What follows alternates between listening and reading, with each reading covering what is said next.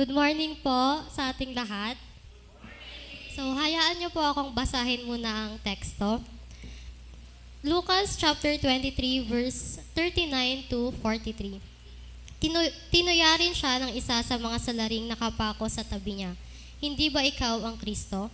Iligtas mo ang iyong sarili at pati na rin kami. Ngunit pinagsabihan naman ito ng kanyang kasama. Wala ka na bang takot sa Diyos? Ikaw ay pinaparusahan ding tulad niya. Tama lamang na tayo'y parusahan ng ganito dahil sa ating mga ginawa. Ngunit ang taong ito ay walang ginawang masama. At sinabi pa nito, Jesus, alalahanin mo ako kapag naghahari ka na. Sumagot si Jesus, sinasabi ko sa iyo, isasama kita ngayon sa paraiso. Pinagpala po tayo sa tekstong nabasa. To be honest, this is one of the greatest instances that I am really amazed of. Yung senaryo po na ito ay about sa pagkakapako sa krus ni Jesus sa pagitan ng dalawang tinaguriang makasalanang tao. And ano ba yung bagay na nakakamangha tungkol sa pangyayaring ito? Una, ang kasama po ni Jesus sa mga panahon na yon ay mga taong makasalanan. Pero nung mga panahon din po na yon, sa parehong pagkakataon, isa sa mga makasalanan doon ay binigyan ng assurance of salvation ng Panginoon. So, paano natin naisip na yung isang makasalanang tao bibigyan ng pagkakataon ng Panginoon na maligtas at makasama sa paraiso? Knowing na yung tao na yon, hindi siya nagkaroon ng chance na bumaba sa krus para patunayan sa mga tao na nagbago na siya.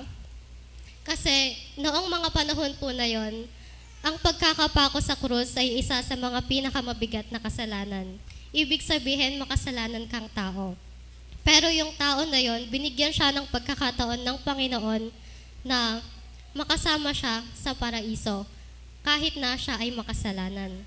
Hindi siya nagkaroon ng chance na patunayan sa Panginoon that He is worthy of forgiveness and salvation. Hindi siya nagkaroon ng chance na bago siya mamatay, sabihin sa mga tao, nagbago na ako, kaya makakasama ko ang Panginoon. Hindi po. Pero ano ba yung ginawa niya para maligtas siya at makasama sa paradise na sinasabi ng Panginoon? Una, inamin niya na siya ay nagkasala. Inamin niya sa Panginoon na kung ano man yung sitwasyon na naroon siya, iyon ay bunga lamang ng kanyang pagkakasala bilang tao. Inamin niya na siya ay isang makasalanang tao.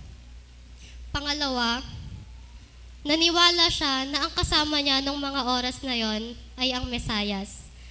Kung narinig niyo po kanina sa aking tekstong binasa, yung unang kriminal o yung isang kasama niyang makasalanan, ang una niyang tinanong sa Panginoon, hindi ba't ikaw ang Mesaya?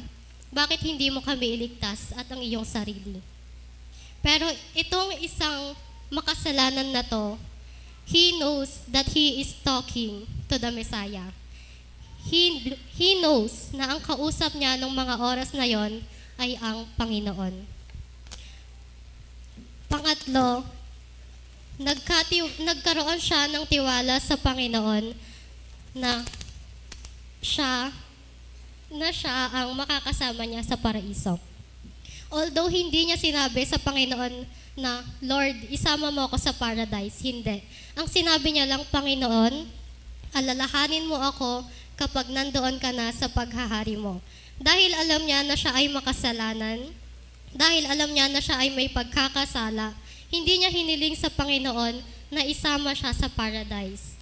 Pero hiniling niya sa Panginoon na, Panginoon, alalahanin mo ako.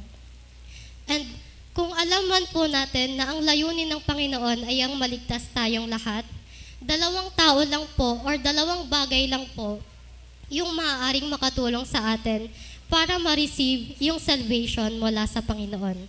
Gaya ng makasalanang ito, isa lang ang bagay na ginawa niya at yun ay ang aminin na siya ay makasalanang tao. Nagkaroon siya ng kababaang loob na harapin ang Panginoon at sabihin na siya ay nagkasala. Sa buhay po natin, walang pinipiling pagkakataon at walang pinipiling lugar ang Walang pinipiling pagkakataon at walang pinipiling lugar ang kaligtasan. Kagaya nga po ng sinabi sa kwento, ang kaligtasan ay na-receive ng makasalanang iyon dahil alam niya na nagkasala siya at tinanggap niya sa buhay niya ang Panginoon. Alam ni Jesus na sa mga oras na yon, may isang kaluluwang masasalba or may isang kaluluwang maliligtas.